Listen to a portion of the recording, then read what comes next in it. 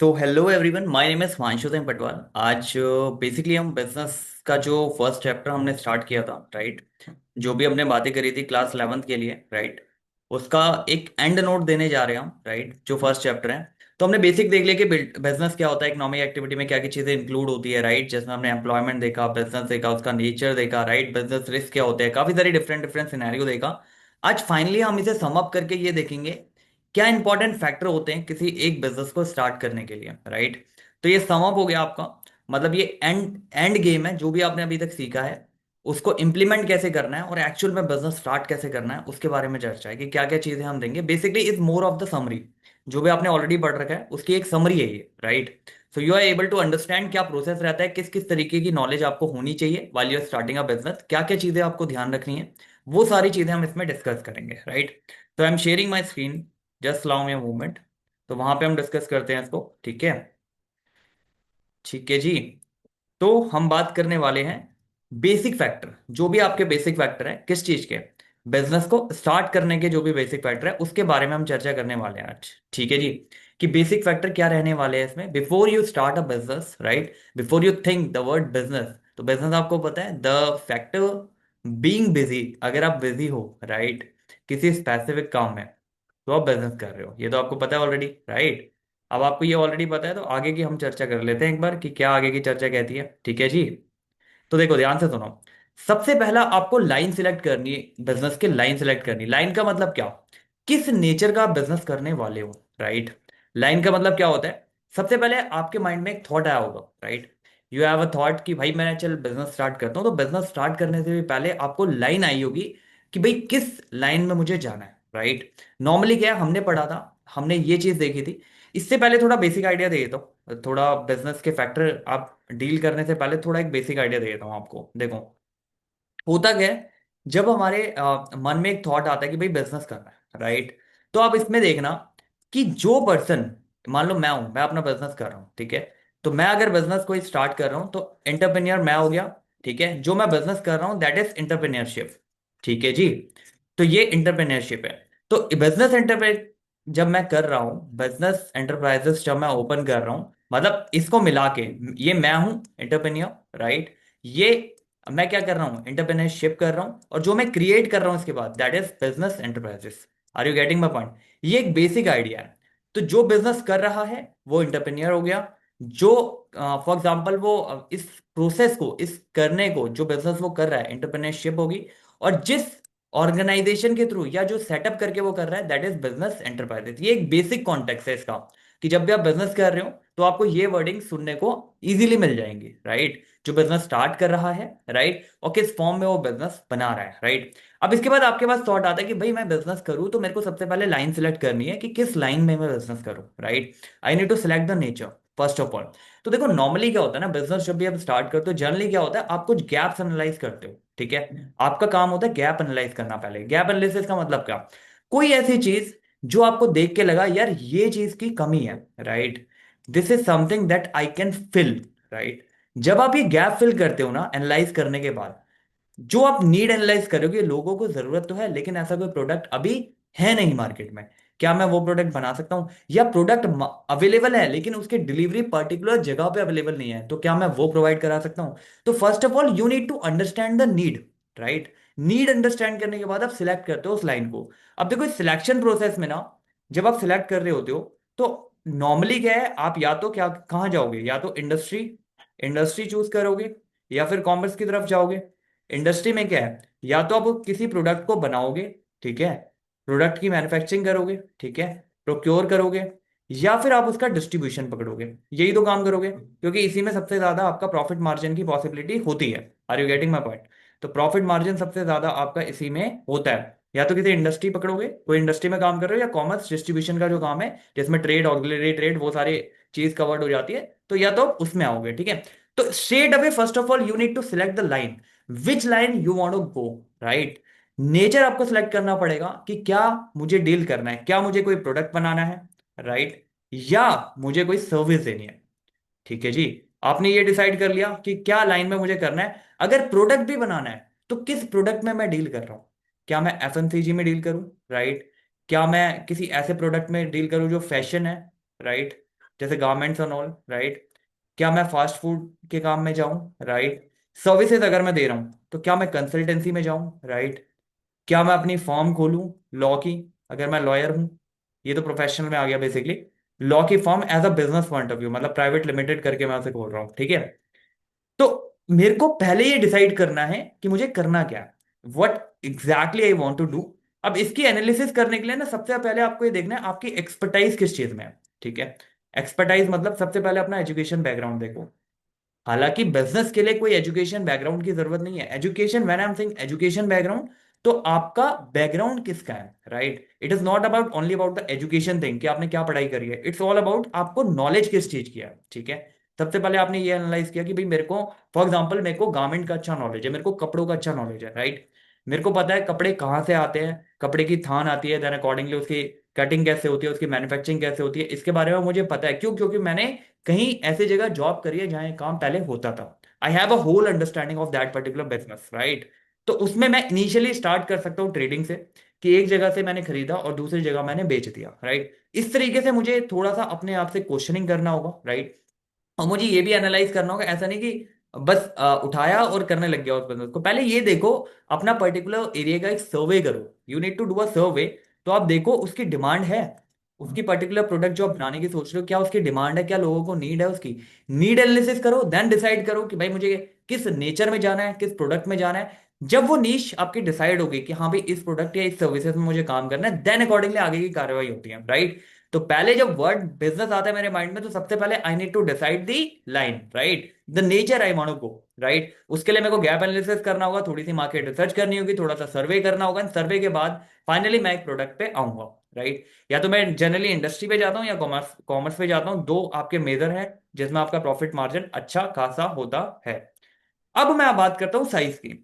अब मैंने ये डिसाइड कर लिया, मान लो मैंने ये डिसाइड कर लिया भाई मुझे मुझे करना है बिजनेस वॉच का स्टार्ट, या मुझे बिजनेस स्टार्ट करना है शूज मैन्युफैक्चरिंग का, या मुझे बिजनेस स्टार्ट करना है बुक्स बनाने का, राइट? या मुझे बिजनेस स्टार्ट करना है प्रिंटिंग का, या मुझे बिजनेस स्टार्ट करना है कंसल्टेंसी का, वॉट एवर इट इज, जो भी मैंने डिसाइड कर लिया, राइट? इसके बाद मुझे उसका साइज देखना है कि किस साइज में अभी मुझे करना है। क्या मुझे स्मॉल में करना है, क्या मुझे मीडियम में करना है, क्या मुझे लार्ज में करना है? तो I need to analyze it कि किस साइज में मैं करूंगा, ठीक है? इनिशियली जब आप बिजनेस स्टार्ट करते हो, नॉर्मल सी बात है, when you are starting a business, तो नॉर्मली आप स्मॉल से स्टार्ट करते हो, then followed by medium, then आप लार्ज पे जाते हो, राइट? लेकिन आपको पता है, आपने डीप एनालिसिस ऑलरेडी करी है, सर्वे में आपने देखा है भाई ये जो प्रोडक्ट मैं बनाने जा रहा हूं ना, इसकी डिमांड ह्यूज है। इसकी डिमांड इतनी है कि पूछो मत। जब मैं ऑन कर दूंगा इसका सेल्स, जब फाइनली ऑन कर दूंगा, तो इसकी डिमांड इतनी आएगी कि हद नहीं है। तो आप लार्ज स्केल से भी स्टार्ट कर सकते हो, ठीक है? सब्जेक्ट टू आपको ये देखना रहेगा कि कैपिटल जो भी रिक्वायरमेंट है, वो सारी चीजें अभी हम देखेंगे। तो साइज आपको पहले डिसाइड करना पड़ेगा किस साइज में आपको पर्टिकुलरली ये बिजनेस करना है। Are you getting my point? तो size you need to select, whether you want to start small, whether you want to start as a medium, whether you want to start as a large। तो size matter a lot. अब ध्यान रहे, size में क्या क्या matter करता है भाई? सिंपल सी बात है, आपने बिजनेस स्टार्ट किया और आपने लार्ज स्केल में स्टार्ट कर दिया, तो लार्ज स्केल में ये भी ध्यान रखना, लॉस की पॉसिबिलिटी सबसे ज्यादा होती है, हाई लॉस होता है लार्ज में, राइट? अगर आपने स्मॉल में स्टार्ट किया, मान लो स्मॉल में स्टार्ट किया, तो लॉस की पॉसिबिलिटी उसी के अकॉर्डिंग कम रहती है थोड़ी, राइट? और साथ ही साथ वाइसे वर्ता, तो प्रॉफिट, अगर लॉस ज्यादा है लार्ज में, तो प्रॉफिट भी आपका ज्यादा है, राइट? अगर यहाँ पे लॉस कम है तो प्रॉफिट भी अपना कम है उसके हिसाब से। Are you getting my point? तो you need to select the scale, किस स्केल पे आपको काम करना है, किस स्केल पे प्रोडक्शन करना है। फॉर एग्जांपल कुछ प्रोडक्शन आपने स्टार्ट करी, मान लो वॉच की प्रोडक्शन स्टार्ट करी, तो you need to see first, मेरे को 100 यूनिट बना के देखनी है, मेरे को जो मेरे फर्स्ट 100 कस्टमर है, राइट, वो मैं कैसे पा रहा हूँ। फिर 100 से 1000, फिर 1000 से 1 lakh, and accordingly followed by that, right? तो इनिशियली मैंने दो चीजें डिसाइड करी। पहले मैंने ये डिसाइड करा किस लाइन में जाना है, किस नेचर का बिजनेस करना है, क्या प्रोडक्ट सर्विसेज, मुझे वो डिसाइड करना है गैप एनालिसिस करके। देन मेरे को थोड़ा उसका ये देखना है कि भाई सर्वे करा है मैंने, मुझे पता है कि इस प्रोडक्ट की इतनी डिमांड रहने वाली है, राइट? तो अगर मुझे पता है कि ये प्रोडक्ट आते ही बिकेगा, या ये प्रोडक्ट आते ही छा जाएगा मार्केट में, तो ऑब्वियसली मैं उसे लार्ज स्केल पर स्टार्ट कर सकता हूँ। लेकिन प्रेफर्ड हमेशा ये रहता है कि आप पहले जब भी इनिशियली बिजनेस स्टार्ट करो, तो उसे स्मॉल पे करो, then followed by medium, and then आप लार्ज पे जाओ, right? It totally depend on the other resources that you are heading toward the business, right? We will see the other जो resources आपको रिक्वायर्ड है उसके लिए। तो पहला आपने सिलेक्ट कर लिया कि भाई मुझे इस चीज का बिजनेस करना है। दूसरा आपने ये भी सिलेक्ट कर लिया कि मेरे को इस साइज में वो बिजनेस पर्टिकुलरली करना है, राइट? थर्ड मेन कंपोनेंट आपका हो जाता है लोकेशन। भाई सिंपल सी बात है, आपको ये डिसाइड करना है कि किस लोकेशन के लिए मुझे वो बिजनेस करना है। फॉर एग्जांपल कोई स्पेसिफिक आप प्रोडक्ट बना रहे हो, ठीक है, कोई भी आपने प्रोडक्ट बनाया है स्पेसिफिकली, ठीक है, आपने एक स्पेसिफिकली शर्ट बनाई मान लो, ठीक है, तो शर्ट अगर बनाई, शर्ट के आपको ये देखना है किस लोकेशन पे मेरे को अपनी शॉप जो है वो खोलनी है, किस लोकेशन पे। ऑब्वियसली जब आप ये कोई भी ऐसी शॉप खोलते हो, नॉर्मली ये मार्केट एरिया जो भी आपके यहाँ का जहाँ भी आप रहते हो उसका मार्केट एरिया एनालाइज करना है। आपको ये देखना है कहाँ पे फुटफॉल ज्यादा है, राइट, फुटफॉल कहाँ पे ज्यादा है, फुटफॉल ज्यादा मतलब जहाँ पे खुद कस्टमर्स आ रहे हैं, राइट। और लोकेशन से आपको ये भी डिसाइड हो जाएगा, ये भी एक आइडिया लग जाएगा कि भैया आपको ये बिजनेस ऑफलाइन करना भी है या ओनली ऑनलाइन करना है। Are you getting my point way I am coming from? तो आप ये भी डिसाइड कर सकते हो यहाँ पे whether you want to go for offline, if you are going for the offline, right. तो आपको ये डिसाइड करना है किस लोकेशन पे मेरे को अपना मेन स्टोर खोलना है, राइट। जाहिर सी बात है लोकेशन बहुत ज्यादा मैटर करती है, not in term of footfalls only, but in terms of, for example आप कोई प्रोडक्ट बना रहे हो, मान लो मैंने कोई प्रोडक्ट बनाने का सोचा, अब मेरे को ये भी तो देखना है यार जिस लोकेशन पे मैं ये खोल रहा हूँ वहां पे रॉ मटेरियल इजीली अवेलेबल जो हो जाएगा क्या, इलेक्ट्रिसिटी की कोई प्रॉब्लम तो नहीं होती है, वहां पे वाटर इजीली अवेलेबल हो जाता है, कम्यूट इजीली अवेलेबल हो जाता है। तो ये सारी चीजें मेरे को देखनी है, ये सारे फैक्टर अगर अच्छे लाई कर रहे हैं, फिजिबल है मेरे लिए, तो अकॉर्डिंगली मैं वो लोकेशन चूज करता हूँ। तो ऐसा नहीं है कि ओनली फुटबॉल के बेसिस पे मैं लोकेशन कर रहा हूँ, अदर फैक्टर्स होते हैं, लाइक वहां पे रॉ मटेरियल की अवेलेबिलिटी, ट्रांसपोर्टेशन अवेलेबिलिटी, कोई सामान मंगा रहा हूँ तो टाइम पे आ रहा है, कम्यूटिंग अवेलेबिलिटी, बहुत सारी अवेलेबिलिटी देखी जाती है, क्योंकि लोकेशन इसलिए मैटर करती है। बाद में फॉर एग्जांपल आप वहां से अगर बिजनेस कर रहे हो तो वहां का अप एंड डाउन ईजी होना चाहिए। ऐसा ना हो आपने ऐसी लोकेशन पे खोल लिया भाई जहां पे जाना और आना ही टास्क बन गया, राइट, जहां पे कोई फैसिलिटी नहीं है। आपने इतने रिमोट एरिया में खोल लिया जहां पे कोई फैसिलिटी नहीं है। नॉर्मली जब आप रिमोट एरिया में खोलते हो तो आप नॉर्मली फैक्ट्रीज लगाते हो, तो वहां का आसपास का इंफ्रास्ट्रक्चर भी आप क्रिएट करते हो, right. You are creating the infrastructure, government helping you for the same, right, because अगर इंफ्रास्ट्रक्चर क्रिएट नहीं है तो वहां पे कोई जॉब के लिए भी नहीं आना चाहेगा। Are you getting my point? आपको एट द एंड तो एम्प्लॉय चाहिए ना जो काम करेंगे वहां पे। तो पहला आपने क्या डिसाइड किया? पहला आपने ये डिसाइड किया कि भाई मेरे को किस लाइन में जाना है, किस लाइन, सिलेक्शन ऑफ लाइन, आपने वो लाइन सिलेक्ट करी किस लाइन का बिजनेस करना है। Then you need to select the size, किस साइज में करना है, लार्ज स्केल में सीधा चला जाऊं या फिर स्मॉल स्केल में जाऊं, अकॉर्डिंगली प्रोसीड करूं। वो डिपेंड करता है अदर फैक्टर पे भी, कितना आपके फाइनेंसिस है, कितना आपका फंड है, क्या अदर रिसोर्सेज क्या रहे हैं, वो सारी चीजों में लोकेशन बहुत मैटर करती है। लोकेशन आपको देखना है, ठीक है, मेरे को ऑफलाइन खोलना भी है या नहीं, ऑफलाइन ऑनलाइन। ऑफलाइन अगर आप कर रहे हो तो आपको ये देखनी है भाई क्या लोकेशन है पर्टिकुलरली जो मेरे को देखनी है, मेरे को फिजिबिलिटी देखनी है, वहां पे रॉ मटेरियल हो गया, फिनिश गुड्स हो गया, कम्यूटिंग सिस्टम हो गया, ये सारी चीजें ठीक होनी चाहिए। तब जाके एक लोकेशन आप चूज करते हो एंड देन अकॉर्डिंगली उसके अकॉर्डिंग प्रोसीड करते हो, right. Then we are moving to the financing. अब भाई सिंपल सी बात है, मैंने डिसाइड कर लिया कि प्रोडक्ट कौन सा बनाना है, राइट, मैंने डिसाइड कर लिया कि साइज किस साइज में करना है, मैंने डिसाइड कर लिया लोकेशन कौन सी होगी। अब इन सब बिजनेस को जब मैं कर रहा हूं तो इसके लिए क्या चाहिए? इसके लिए नगद नारायण भी तो चाहिए, इसके लिए क्या चाहिए मुझे? कैश, फंडिंग, ये सारी चीजें चाहिए। अब मैं जब स्टार्ट कर रहा हूं तो मेरे को फाइनेंसिंग ये देखनी है कि फाइनेंसिंग मेरी कहाँ से हो रही है। सिंपल सी बात है, जब मैं बिजनेस स्टार्ट कर रहा हूं तो एक मिनिमम अमाउंट ऑफ कैपिटल मेरे माइंड में होता है कि भाई अगर मैं स्टार्ट कर रहा हूं तो इतना पैसा मुझे अपनी जेब से लगाना है। Are you getting my point? तो वो कैपिटल अमाउंट कितना होगा पर्टिकुलरली, राइट। अगर मान लो मेरे को कोई सेटअप करने में, फॉर एग्जाम्पल के तौर पे, मेरे को अगर इस बिजनेस को स्टार्ट करने में, कोई भी बिजनेस मैं कर रहा हूँ उस बिजनेस को स्टार्ट करने में मान लो मेरे को रिक्वायरमेंट है कैपिटल की 50 लाख, राइट। अब इसमें से मेरा जो कैपिटल है जो मैं सेल्फ फंड कर रहा हूँ इसको, राइट, वो 10 लाख से मैं फंड कर रहा हूँ, राइट। उसके साथ मैं अगर फाइनेंस भी करा रहा हूँ तो 40 लाख मेरे को फाइनेंस करना है। तो मेरे को देखना होगा कि ये जो 40 लाख मैं फाइनेंस करने का सोच रहा हूँ, राइट, ये इसकी अवेलेबिलिटी कैसे होगी, क्या अवेलेबल हो पा रहा है या नहीं हो पा रहा, किस तरीके से। तो financing is a major important role play करता है, और फाइनेंसिंग के बेसिस पे ही एक्चुअली आपका ये जो साइज है ना, ये मैटर करता है कि स्केल, जब किस स्केल पे आप कर रहे हो, लार्ज पे कर रहे हो, स्मॉल पे कर रहे हो, totally depending on the financing, right, कितना फाइनेंसिंग पार्ट आपके पास है। आप चाहते हो तो बूट स्टेप से स्टार्ट करो, तो उसमें बेसिकली आप अपनी कैपिटल जो भी आपके पास अमाउंट है उस अमाउंट से स्टार्ट करते हो, राइट। लेकिन आप चाहते हो नहीं यार मुझे पता है इस प्रोडक्ट की डिमांड है, राइट, सारी चीजें जब ये प्रोडक्ट आएगा तो ये बिल्कुल फटेगा अच्छे से और अच्छे से सेल होगी इसकी, राइट। तो उस केस में फिर आपको एक अनुमान लगाना होता है, एक बजट बनाना होता है, कितनी कितनी फाइनेंसिंग मेरे को रिक्वायरमेंट है, राइट। और कितनी, जितनी भी फाइनेंसिंग है, फाइनेंसिंग से क्या करते हो आप? डाइवर्सिफिकेशन करते हो, राइट। आप उससे पर्टिकुलर जो भी कैपिटल लगा रहे हो या जो भी आप फाइनेंस बैंक वगैरह से लेके लोन लेके एंड देन अकॉर्डिंगली कर रहे हो, तो आपको ये देखना रहता है ये पैसा मुझे कहाँ कहाँ लगाना है, राइट। अगला पॉइंट आएगा हमारा इसमें। तो नॉर्मली मैं बताया तो इसमें आपको ये देखना रहता है कि भाई कितनी बिल्डिंग, कितनी मशीनरी, कितनी मेरे को स्पेस चाहिए, कितना प्लांट का लेआउट चाहिए, अगर मैं कोई फैक्ट्री प्रॉपरली डिजाइन कर रहा हूँ तो ये सारी चीजें मुझे पहले एनालाइज करनी होती है। तो पहले मैंने क्या करा, प्रोडक्ट डिसाइड किया, नेचर डिसाइड करा, किस नेचर में जाना है मुझे, गुड्स में जाना है, सर्विसेज में जाना है। Then I need to decide the size. तो आपने साइज डिसाइड कर लिया, साइज के बाद आपने ये डिसाइड की लोकेशन क्या होगी, फिर आप फाइनेंसिंग का भी तो पार्ट देखोगे। जबकि फाइनेंसिंग का पार्ट सबसे पहले आना चाहिए, राइट। सबसे पहले आपको फाइनेंसिंग देखनी चाहिए। फाइनेंसिंग के बेसिस पे क्या होता है, अकॉर्डिंगली सारी चीजें आपकी रहेंगी, राइट। तो आपने डिसाइड कर लिया भाई इतना फंड चाहिए, इतनी मैं कैपिटल लगाऊंगा, इतना मैं बैंक से ले लूंगा, और जो भी फाइनेंशियल इंस्टीट्यूशन है उनसे ले लूंगा, एंड देन अकॉर्डिंगली इसको डाइवर्सिफाई कर दूंगा। अब जब डाइवर्सिफिकेशन की बात आती है, तो डाइवर्सिफिकेशन आप कहाँ करते हो, अगला पॉइंट वही बताता है भाई, फिजिकल फैसिलिटी में आप डाइवर्सिफाई कर रहे हो। जैसे मान लो प्लांट बना रहे हो, तो प्लांट का लेआउट। फिजिकल का मतलब क्या है, अब जब आप बिजनेस कर रहे हो तो आपको बिल्डिंग की रिक्वायरमेंट है, आपको मशीनरी की रिक्वायरमेंट है, आपको डिफरेंट डिफरेंट फर्नीचर रिक्वायरमेंट होगी, ठीक है, डिफरेंट डाइस की रिक्वायरमेंट है, अगर आप कुछ ऐसा बना रहे हो जिसमें शेप्स की जरूरत है। तो ये सारी चीजें फिजिकली फॉर्म में अवेलेबल होनी चाहिए। ये कैसे अवेलेबल होगी, अगर आपकी फाइनेंसिंग हो रखी है पीछे से, मतलब आप जो जो भी कैपिटल लगा रहे हो उसको डाइवर्सिफाई कहाँ करोगे, इन चीजों में, बिल्डिंग में, मटेरियल में, आपका मशीन में, आरएम में। इसके साथ साथ देखो, जब फाइनेंसिंग की बात सोचते हो ना आप, तो फाइनेंसिंग का प्रपोर्शन में एक बड़ा पोर्शन आपका वर्किंग कैपिटल भी रहता है। ये तो होगी इनिशियल इन्वेस्टमेंट, एक हो गया वर्किंग कैपिटल। वर्किंग कैपिटल का मतलब क्या, मान लो रेगुलर बेसिस पे बिजनेस अपना कर रहे हो, ठीक है, कोई भी बिजनेस आप कर रहे हो, अब इन बिटवीन जो भी आपकी चीजें चल रही है, फॉर एग्जांपल यहाँ पे लेबर आ गया, राइट, लेबर आपका मैन्युफैक्चरिंग कर रहा है, फिर यहाँ पे रॉ मटेरियल आ गया, डिफरेंट डिफरेंट आपके रॉ मटेरियल हो गए, सामान हो गया, पीछे से सप्लायर से माल आ रहा है। तो ये जो डेली बेसिस पे जो भी आपको खर्चा चाहिए, that is called working capital. Are you getting my point.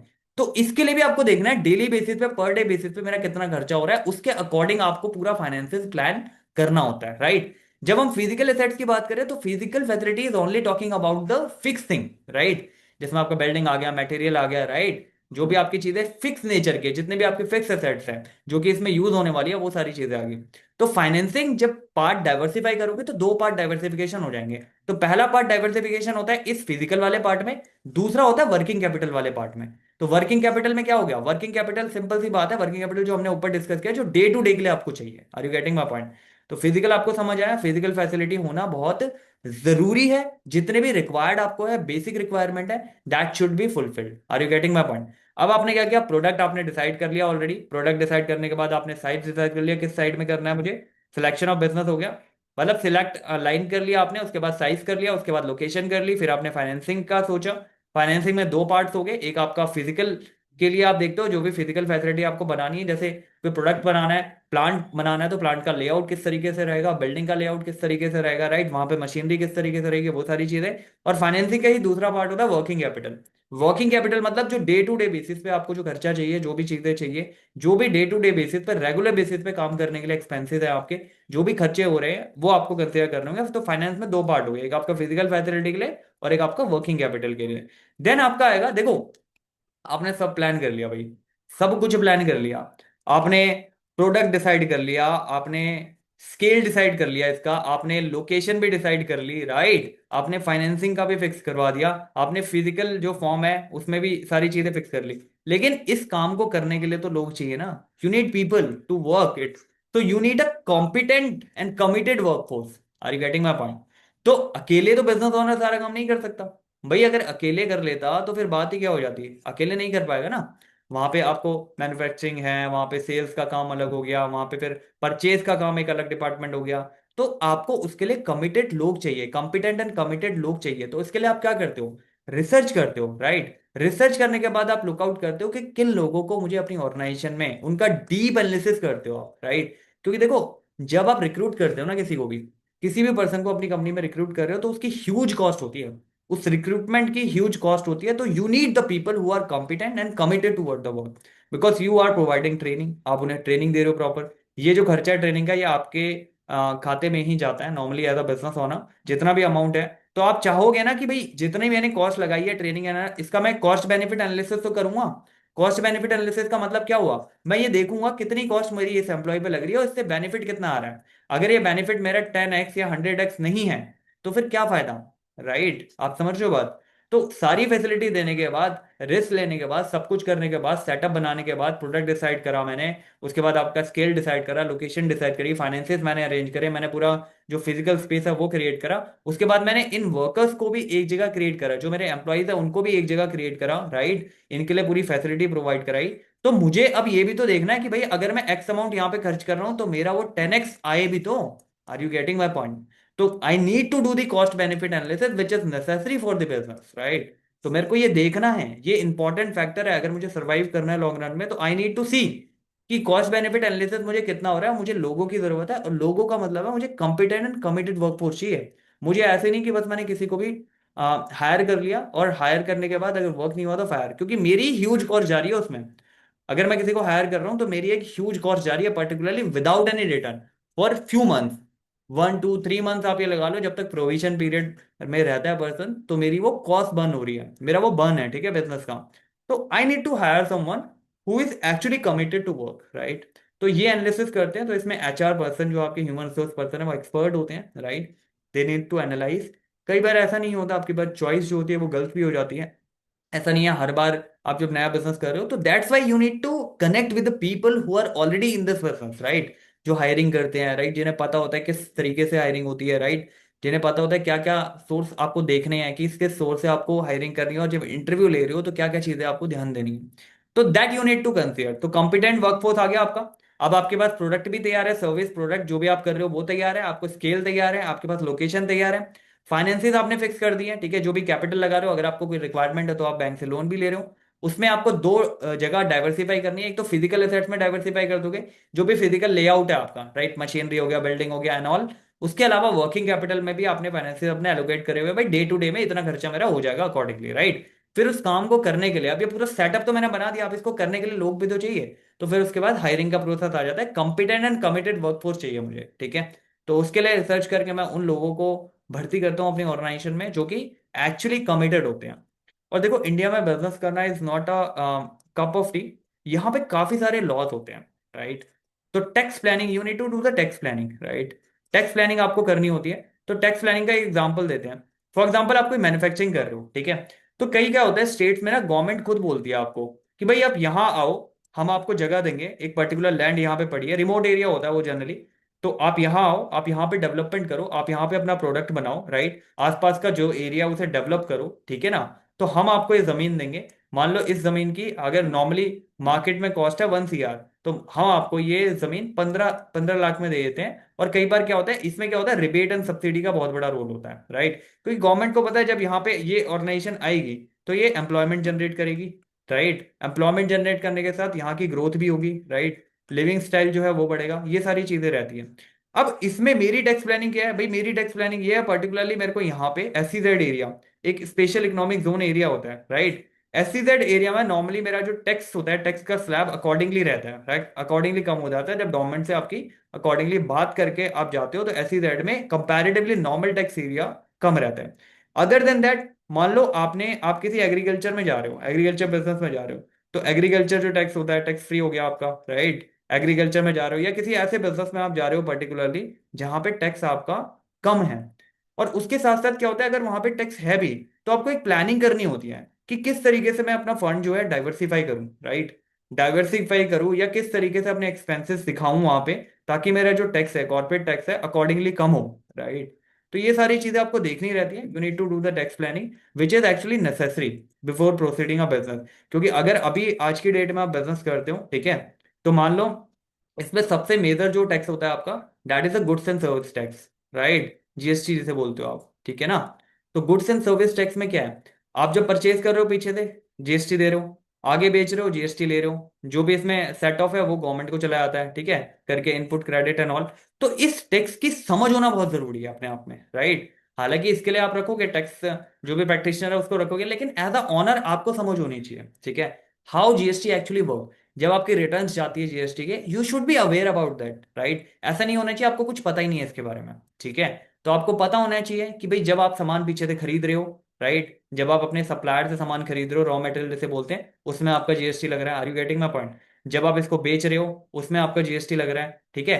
यहाँ पे आपने दिया, यहाँ पे आप ले रहे हो, ये गवर्नमेंट को जमा होगा, लेकिन ये गवर्नमेंट को, मान लो यहाँ पे आपने 100 रुपए कलेक्ट करे, 50 ऑलरेडी दे के आए हो, तो आपको ये समझ होनी चाहिए कि गवर्नमेंट को ओनली 50 ही जमा होगा, क्योंकि 50 तो मैं ऑलरेडी पे करके आ गया, यहां से मैं इनपुट टैक्स क्रेडिट लूंगा। तो ये सारी चीजें जो है बेसिक चीजें होती हैं। If you had understanding of this, right, तो आपके लिए थोड़ा सा इजी हो जाता है ये चीजें करना, राइट। तो you need to do the tax planning, right. इसलिए आप जब लोकेशन भी सिलेक्ट करते हो, तो लोकेशन भी अगर आप SEZ में लेते हो, कोई भी स्पेशल इकोनॉमिक जोन में लेते हो, अगर आपको मैन्युफैक्चरिंग करनी है, बेचना आपको अदर जगह है, राइट, तो अकॉर्डिंगली आप देखते हो कि किस तरीके से मैं टैक्स प्लानिंग करूं ताकि मेरा जो टैक्स है वो कम से कम लगे, राइट। और अगर टैक्स लग भी रहा है तो कोई इशू नहीं है, बट मुझे उसका पता होना चाहिए, समझ होनी चाहिए कि टैक्स कहाँ जा रहा है, कैसे ये वर्क करता है, पूरी साइकिल कैसे वर्क करती है, राइट। अब इसमें क्या है, इसमें जब आप अर्निंग करते हो, ये तो जीएसटी मैंने उसकी बात कर दी। अब जब आप अर्निंग कर रहे हो, जब आप कॉर्पोरेट, अब इसमें कॉर्पोरेट टैक्स लगता है आपका, राइट। अब कॉर्पोरेट टैक्स लगता है तो उसका आप समझ तो होनी चाहिए भाई, कितना एडवांस टैक्स आपको जमा करना होता है, अनुमान के बेसिस पे क्या चीजें रहती है, ये सारी चीजें समझ होनी चाहिए आपको। हालांकि आप टैक्स का बंदा एक रखोगे, जब आप अकाउंटेंट रखोगे तो उसको नॉलेज होगी इन सब की थोड़ी बहुत। और एक पर्टिकुलर आप अपने अकाउंट जो है वेरीफाई भी करवाते हो बाद में ऑडिट करवा के, लेकिन आपको समझ होनी चाहिए, you should have a understanding कि मैं इसमें टैक्स प्लानिंग अपनी किस तरीके से कर सकता हूँ। Are you getting my point? And the last component आपका होता है फाइनली, जब ये सारी चीजें आपको समझ में आ गई है तो लॉन्च कर दो अपनी एंटरप्राइजेस, राइट। आप क्या करो, अब आप इसमें करवाओ हवन, ठीक है। हवन करवा के इसके गेट ओपन करवा दो, एंड देन ओपनिंग सेरेमनी जो रहती है वो आप करो, एंड देन अकॉर्डिंगली लॉन्च कर दो इसे। अब लॉन्च करने के लिए आपको सबसे पहले जो भी आपकी कंपनी है उसका रजिस्ट्रेशन कंफर्म सारा हो जाना चाहिए, ठीक है। उसका नॉर्मल रजिस्ट्रेशन जो कंपनीज एक्ट में होता है 2013 में। इसके बाद अगर हम बात करें जीएसटी में रजिस्ट्रेशन, अगर आपकी कंपनी उसके लिए एलिजिबल है तो जीएसटी में आपका रजिस्ट्रेशन होना चाहिए। जो भी आपके छोटे मोटे कंप्लायंसेस है वो आपको देखने हैं इसमें, राइट। तो धीरे धीरे जब आप लॉन्चिंग करते हो कंपनी की, तो कंपनी की एक पहचान बनती है, एक नाम जब आता है तो कंपनी में रजिस्टर कर दिया आपने, जीएसटी में रजिस्टर कर दिया उसके साथ, राइट। और लॉज में आपको रिक्वायरमेंट हो रही है किसी लॉज में पर्टिकुलरली, आप मान लो आप एफएसएसआई का लाइसेंस लेना है आपको, अगर आप फूड में कुछ कर रहे हो, राइट। या किसी भी चीज में आप कर रहे हो, जो भी लाइसेंस की बेसिक रिक्वायरमेंट आपकी वो कंप्लीट होनी चाहिए, then you launch your business, right. You need to see which license I required for this business. और आपको एक बार पता चल गया भाई ये लाइसेंस रिक्वायर है, उसके बाद अब इसे फाइनली फॉर्मली लॉन्च कर दो, राइट। कहते नहीं कमिंग सून, तो कमिंग सून डेटे आपने देख लिया कि भाई ये चेक चेक चेक लिस्ट जो लग गई है, जितने रजिस्ट्रेशन मुझे चाहिए था वो हो गए, एंड देन फाइनली फॉर्मली आप बिजनेस लॉन्च कर दो। आप देख रहे हो कितने स्टेप इसमें। तो सिंपल 8 स्टेप का प्रोसेस है ये। पहले आप ये जानो किस नेचर पे आपको करना है, वो प्रोडक्ट डिसाइड करने के बाद आप साइज देखो उसका, साइज देख लिया, लोकेशन देखो किस लोकेशन में करना है पर्टिकुलरली जो फिजिबल हो हर एक वे से, राइट। फाइनेंसिंग देखो अपनी सेल्फ कितना फंड कर रहे हो आप, उसे कैपिटल कितना लगा रहे हो, बैंक से कितना ले रहे हो, अकॉर्डिंगली उसको डाइवर्सिफाई कैसे कर रहे हो आप फिजिकल फैसिलिटी में और अपना जो पर्टिकुलर वर्किंग कैपिटल के लिए। उसके बाद आप ये देख रहे हो कि जो वर्कफोर्स आप हायर कर रहे हो या जो वर्कफोर्स आप हायर करने वाले हो, that should be competent and committed, right, for a long term. आप देखते हो ह्यूज कॉस्ट इसमें इन्वॉल्व होती है, तो इसलिए आपको ये चीज देखनी कंपलसरी है। टैक्स प्लानिंग देखनी होती है, जो भी टैक्सेस है जैसे जीएसटी हो गया आपका, इनकम टैक्स हो गया, कॉर्पोरेट टैक्स हो गया, ये सारी चीजों के बारे में नॉलेज होनी चाहिए, एक अवेयरनेस होनी चाहिए, एक अंडरस्टैंडिंग होनी चाहिए। देन फाइनली आप अपनी लॉन्च करते हो, तो लॉन्च के टाइम पे आप देख लेना कंपनी का रजिस्ट्रेशन आपका कंप्लीट है, आपका जीएसटी रजिस्ट्रेशन कंप्लीट है, जो भी अदर रजिस्ट्रेशन आपको रिक्वायर्ड है वो सारे कंप्लीट है, जैसे एफएसएसआई का सर्टिफिकेशन एंड ऑल। तो ये सारी चीजें जब आपने एक बार फिक्स कर ली, तो accordingly now you are ready to launch your business. Are you getting? तो जो भी हमने फर्स्ट चैप्टर में पढ़ा था, it's all about nature and purpose of business. Now we are launching it, right. Live जब हम इसे लॉन्च कर रहे हैं तो ये पॉइंट्स मुझे कंसीडर करने हैं। Are you getting? अब इसमें थोड़े से एग्जांपल्स मैंने यहाँ दे रखे हैं, तो वो एक बार देख के कर लेते हैं, राइट। थोड़ी सी एक अंडरस्टैंडिंग बन जाएगी टॉपिक्स के लिए आपकी। देखो, after studying the market data showing a major consumer shift toward plant based diet, मैंने मार्केट रिसर्च करी, मैंने देखा भाई कंज्यूमर जो है प्लांट बेस्ड डाइट पे जा रहे हैं। अब आप जो एंटरप्रेन्योर है, जो बिजनेस कर रहा है, right, choose to start an oats milk factory instead of dairy processing food. तो इसने क्या करा, इसने पहले एनालाइज करी, इसने पहले देखी मार्केट कि भाई किसकी डिमांड लोग कर रहे हैं एक्चुअली। तो इसने देखा कि प्लांट बेस्ड जो डाइट है उसकी डिमांड ज्यादा हो रही है, तो इसने डेयरी को छोड़कर ओट्स जो भी मिल्क फैक्ट्री में बनाए इसने, राइट। तो ऑब्वियसली बात है, तो ये क्या करा इसने, पहले रिसर्च करी, राइट, किस चीज की लोग डिमांड कर रहे हैं। तो इसमें क्या है, जब मैं selection of line of business कर रहा हूं तो उसमें first of all I need to do the research and then accordingly go for a product. Are you getting my point? तो ये क्या कर रहा है यहाँ पे, लोकेशन डिफाइन कर रहा है क्या, selection of line of business कर रहा है क्या, या फाइनेंसिंग कर रहा है, या साइज देख रहा है फॉर्म का। तो इसमें बेसिकली क्या कर रहा है, ये अपना selection of line of business कर रहा है। Are you getting my point? दूसरा सिनेरियो देखो आप, दूसरा सिनेरियो ये कहता है कि एक सॉफ्टवेयर ग्रेजुएट है, राइट, एक सॉफ्टवेयर ग्रेजुएट है, decide to open a cyber security consultancy rather than a mobile gaming studio. इसने बोला एक साइबर सिक्योरिटी कंसल्टेंसी मैं खोलता हूं, राइट। इसके पास ये भी ऑप्शन था कि ये मोबाइल गेम स्टूडियो खोले। अब इसने ऐसा क्यों चूज करा, due to because high corporate market demand. इसने देखा भाई कॉर्पोरेट में ना इस चीज की ज्यादा डिमांड है, हाई कॉर्पोरेट डिमांड है इसकी, राइट, जो कि साइबर सिक्योरिटी कंसल्टेंसी की। तो विच फैक्टर, इसने अगेन क्या करा है, selection the line of business में इसने एक मार्केट रिसर्च करी, इसने देखा कि कॉर्पोरेट में किसकी डिमांड है, अकॉर्डिंगली वो बिजनेस स्टार्ट किया। मतलब जो नेचर यहाँ पे सिलेक्ट कर रहा है वो ये कर रहा है। Are you getting my point? अब दूसरा पॉइंट क्या कहता है?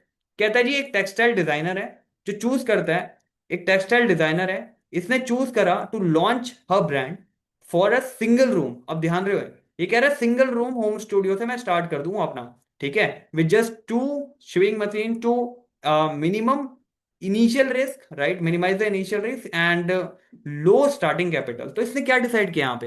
प्रोडक्ट लाइन डिसाइड करने के बाद अगला काम हम क्या करते हैं, हम ये करते हैं किस साइज में आप करोगे, किस स्केल में आप करोगे। इसने डिसाइड किया भाई पहले मैं सिंगल रूम से स्टार्ट करूंगा, मैं स्मॉल स्केल से स्टार्ट करूंगा, देन अगर वो अच्छा चला अकॉर्डिंगली हम प्रोसीड करेंगे। तो he is what he is doing actually, he is defining the size of his business, right, कि किस साइज में ये अभी करेगा business. Are you getting my point? क्या हो रहा है यहाँ पे? आपको समझ आ रही है बात, ये क्या कर रहा है? तो इसने साइज को डिफाइन कर लिया कि इस साइज में बिजनेस करेगा। आगे बात करते हैं। एक ग्रुप ऑफ इन्वेस्टर हैं, ठीक है, इन्होंने डिसाइड करा bypass a small regional shop model. इन्होंने करा कि जो स्मॉल रीजनल शॉप मॉडल है ना उसको बाईपास करके कहता है डायरेक्टली ओपन करो एक massive, right, 15 branches hyper market chain across the state. कहता ये जो रीजनल शॉप है ना, छोटी शॉप, इनको छोड़ो, एक मैसिव वे में खोलो 15 ब्रांचेस, 15 ब्रांच हाइपरलिंक चैन स्टोर खोलो पूरे स्टेट में, राइट। दिस स्ट्रेटेजिक डिसीजन क्या है? अब ये भी यहां पे क्या बात कर रहा है, ये कह रहा है लोकल छोड़ो, आप एक लार्ज स्केल में 15 की कैपेसिटी में ब्रांच पूरे स्टेट जो कवर कर दे उसको खोलो। तो ये क्या देख रहा है, ये अपना स्केल देख रहा है, किस किस स्केल पे मुझे वर्क करना है। तो that is looking for the size of the business. Are you getting my point? तो ये कुछ एग्जांपल है जिससे आपको पता लगता है किस तरीके से चीजें आप एनालाइज करके आगे देखते हो। अब एक सीमेंट कंपनी है मान लो, ठीक है, मैन्युफैक्चरिंग है। अब इसने क्या करा, decide to set up a primary processing plant directly next to what, limestone quarry. अब मेजर कार्गो रेलवे हब यहां पे आता है। इसने बोला सीमेंट मैन्युफैक्चरिंग ने कि भाई कंपनी ने डिसाइड करा कि एक प्राइमरी लोकेशन है प्रोसेसिंग प्लांट जो मैं खोलूंगा direct next to limestone quarry and the major cargo जो रेलवे रेलवे हब है उसके नियर बाय खोलूंगा।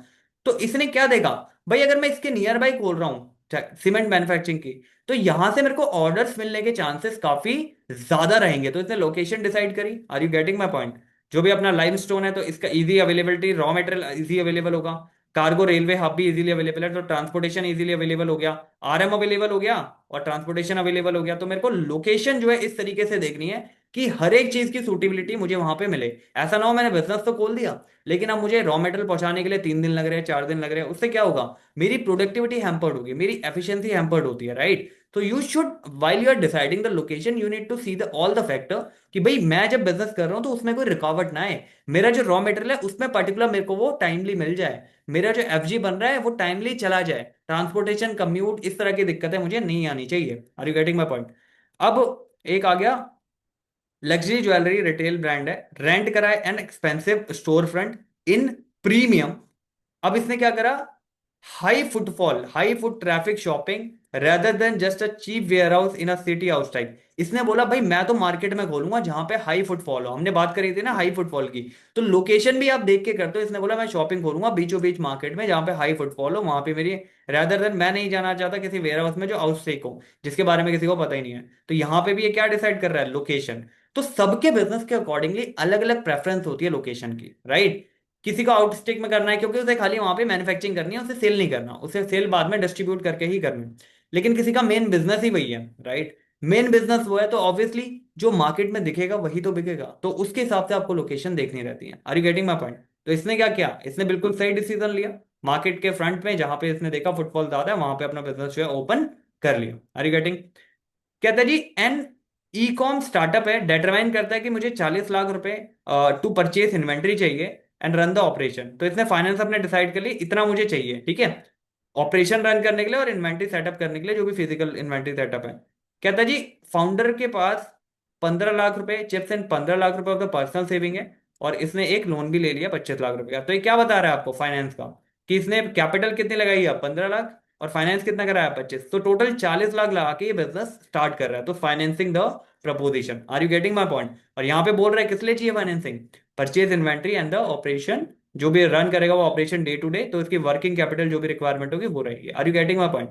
तो इसमें इसने देख लिया ये फाइनेंसिंग ऑफ प्रपोजिशन कर रहा है। अगला देखो, बिजनेस पार्टनर एस्टिमेट करता है भाई कंपनी की जो फिक्स कैपिटल रिक्वायरमेंट है। हैवी मशीनरी के लिए इसकी कैपिटल रिक्वायरमेंट जो रहेगी, एंड वर्किंग कैपिटल के लिए नीड रहेगा एम्प्लॉय सैलरी एंड ऑल। तो ये प्लानिंग किसकी है? ये अभी दोबारा किस चीज की प्लानिंग कर रहा है? फाइनेंसिंग की। Are you getting my point? तो यहाँ पे देख रहा है फिक्स एसेट्स की कितनी रिक्वायरमेंट रहेगी, या बाद में मेरा जो वर्किंग कैपिटल का खर्चा है जिसमें employ salary rent and all ये सारी चीजें जो डे टू डे में मेरी आती है उसमें कितना खर्चा रहेगा। तो यहाँ पे भी ये फाइनेंसिंग के प्रपोजिशन को देख रहा है। Are you getting? आगे बढ़ो। Before hiring any administration a cloud kitchen enterprises buy a commercial oven, ठीक है, इंडस्ट्रीज रेफ्रिजरेटर, स्टेनलेस, इसने स्टील प्रेप करी, and the item are called what. तो इसने क्या करा? एक क्लाउड किचन, मतलब नॉर्मल सी बात है, इसमें एक सेटअप तैयार कर रहा है ये, ठीक है। इसने कॉमर्शियल जो भी ओवन चाहिए थे या इंडस्ट्रियल रेगुलेटर, रेफ्रिजरेटर हो गया, स्टेनलेस स्टील हो गया, ये क्या क्या कर रहा है? ये पूरा सेटअप तैयार कर रहा है। ये पूरा जो फिजिकल एग्जिस्टेंस होती है, जो हमने पढ़ा था फिजिकल, जो भी आपका जैसे प्लांट के केस में प्लांट लेआउट है, तो ये फिजिकल तैयार कर रहा है जहां पे काम कर सके ये। तो क्या कर रहा है? ये पूरी फिजिकल फैसिलिटी तैयार कर रहा है। Are you getting my point? अगला देखो। एक सॉफ्टवेयर कंसल्टेंसी एक सॉफ्टवेयर कंसल्टेंसी फर्म है, राइट, स्पेंड करती है 3 हफ्ते conducting the specialise technical coding test to hire 5 experience. अब मैंने बोला था ना कि जो भी आप बंदे हायर कर रहे हो वो टाइम लगा के करो, राइट। वो कॉम्पिटेंट होने चाहिए, वो कमिटेड होने चाहिए वर्कफोर्स के लिए। तो यहां पे देखो 3 हफ्ते इन्होंने लगा दिए एक 5 लोगों की एक्सपीरियंस डेवलपर की हायरिंग करने के लिए, right, because they are looking the competent one. वो किसको देख रहे हैं? जो कॉम्पिटेंट पर्सन है, दे आर लुकिंग फॉर दोस्त, राइट। अब इसमें एक मैन्युफैक्चरिंग कंपनी है, ठीक है, लीगली रजिस्टर्ड है। It's new assembly plant inside a government delegation, right. इसमें क्या होता है? नॉर्मल आपके 2-3 क्वेश्चन और है इसमें। एक मैन्युफैक्चरिंग कंपनी है, ठीक है। एक मैन्युफैक्चरिंग कंपनी की जब हम बात करते हैं, तो एक मैन्युफैक्चरिंग कंपनी ये कहता है कि refrigerator new assembly plant, right, inside a government designated backward region to qualify 5 year corporate tax. अब यहां पे कर ली ना, इसमें मैंने बोला था ना आपको, जब किसी एसईजेड एरिया में या इसने कोई ऐसा एरिया ढूंढ लिया, अब इसने क्या करा? कंपनी ने लीगली रजिस्टर कर लिया अपने आप को new assembly plant inside a government designated backward reason. कोई भी रिमोट एरिया रहा होगा 5 साल के लिए, तो कॉर्पोरेट टैक्स में उसको हॉलीडे मिल गई, नहीं देना कोई कॉर्पोरेट टैक्स। तो इस तरह की टैक्स प्लानिंग करी जाती है। Are you getting my point? अब एक रेस्टोरेंट ऑनर है। अब रेस्टोरेंट ऑनर ने क्या किया? फिनिशेस द बिल्डिंग की इंस्पेक्शन इसने करी, right, bring her staff to trial run के लिए, डिस्ट्रीब्यूट करा मार्केटिंग फ्लायर जो होते हैं, राइट, नेबर को, और ऑफिशियली ओपन कर दिया front door of the this. मतलब पूरा सेटअप इसने तैयार कर लिया, उसके बाद ओपन कर दिया अपनी स्टैब्लिश। तो क्या कर रहा है? ये लॉन्च कर रहा है अपनी एंटरप्राइजेस को। Are you getting? जो फाइनल प्रोडक्ट होता है। ऐसे ही mobilising resources, completing the final legal registration and starting actual production sales campaign and kick off the business refer to the launching of enterprises. आपको समझ आ रही है बात क्या हो रही है? तो ये हमने कुछ ऑब्जेक्टिव्स देखे, कुछ चीजें देखी कि जब आप एक बिजनेस स्टार्ट करते हो, जो पहला, जो भी आपने पूरा ये पहला चैप्टर पढ़ा है, उसकी जो लॉन्चिंग कैसे करनी है बिजनेस की, सारी चीजें किस तरीके से डिजाइन होती है, किस तरीके से आपको चीजें एनालाइज करके एंड देन अकॉर्डिंगली वो करनी रहती हैं। तो जो भी इंपॉर्टेंट फैक्टर्स होते हैं before starting a business you need to consider, so these are the 8 important factor। are you getting my point? तो ये चीज है, आपको सिलेक्ट करनी है लाइन, सही सिलेक्ट करना है आपको, लोकेशन सिलेक्ट कर लिया आपने, उसके बाद फाइनेंसेस देख लिया आपने, वर्किंग कैपिटल ऑफ जो भी फिजिकल एसेट्स आपको चाहिए उसके लिए, right, physical facility, competent work place हो गया आपका, टैक्स प्लानिंग कर ली, और फाइनली आप उसे लॉन्च कर देते हो। Are you getting my point? तो ये हमारी पूरी कहानी है। इसको हटा देते हैं। तो ये फाइनली आपका जो बिजनेस का फर्स्ट चैप्टर है 11th का, nature and purpose of business, वो ओवर हुआ है, right. Then now we will start with the second thing. Second chapter जब भी हम स्टार्ट करेंगे तो सेकंड आपका जो रहेगा उसके अकॉर्डिंग रहेगा, ठीक है। आई होप ये सारी चीजें क्लियर हुई होगी। कोई डाउट है, कोई कंसर्न है, कुछ भी है, तो आप कमेंट करके पूछो, राइट। एंड उसके साथ आप मेल भी कर सकते हो मुझे hsmentorship@gmail.com पे। I am more than happy to help you regarding the same, right. So just be cool and be calm, right. Smoothly करो, सारी चीजें स्मूथली करोगे तो हो जाएगी इजीली, राइट। कोई टेंशन लेने की जरूरत नहीं है। जस्ट बी कूल एंड काम, एंड या thanks for watching. Thank you.